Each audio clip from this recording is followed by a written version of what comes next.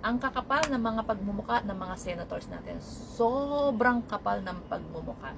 Kung pwede lang nga silang sipain palabas ng Senado, lumayas na sila sa pagiging senator, gagawin natin. Hearing po ni Kibuloy, kahit isang senator walang sumuporta kay Hontiveros. Nandun man si Tolentino pero nag-opening speech lang. Wala na. 'Di ba?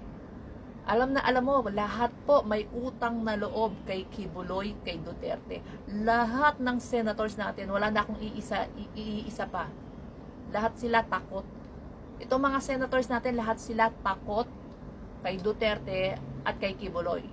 Lahat sila may utang na loob kay Duterte at kay Kibuloy. Yung po ang totoo. Yung iba, lumilipat lamang ng bakod, pero may utang na loob pa rin kay Kibuloy at kay Duterte.